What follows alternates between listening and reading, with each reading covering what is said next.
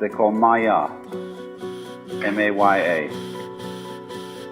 This is one of the most rich ideas that has ever been thought by the mind of man, because it has such a great multiplicity of meanings.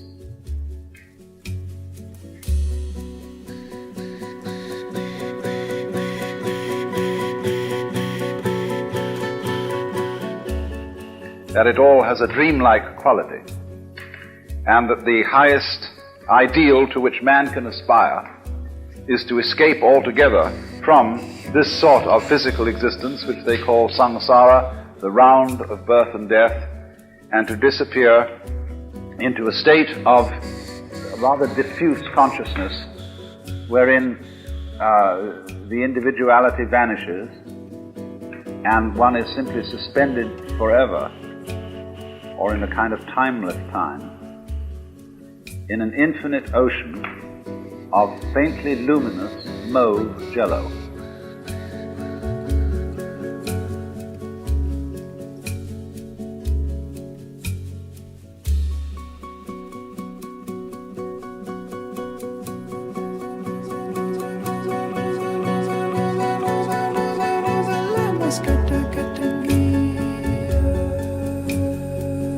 Let's suppose that you were able every night to dream any dream you wanted to dream,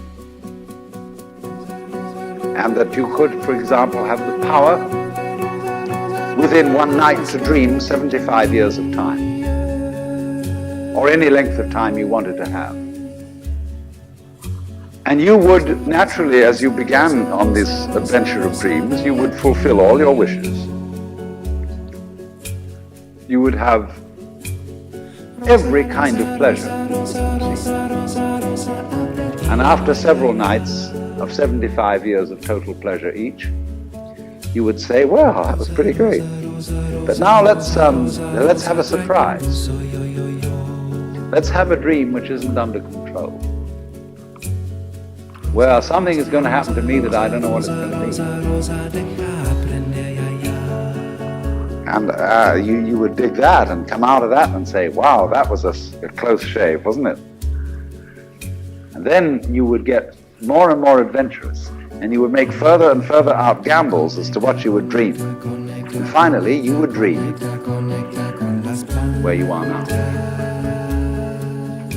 You would dream the dream of living the life that you are actually living today. That would be within the infinite multiplicity of choices you would have, playing that you weren't God. Because the whole nature of the Godhead, according to this idea, is to play that he's not. The first thing he says to himself is, man, get lost. Because he gives himself away. The nature of love is self-abandonment, not clinging to oneself. Throwing yourself out, as in, for example, in basketball, you're always getting rid of the ball. You say to the other fellow, have a ball. See? And that keeps things moving. That's the nature of life. So in this idea, then, everybody is fundamentally the ultimate reality, not God in a politically kingly sense, but God in the sense of being the self, the deep down basic whatever there is. And you're all that, only you're pretending you're not.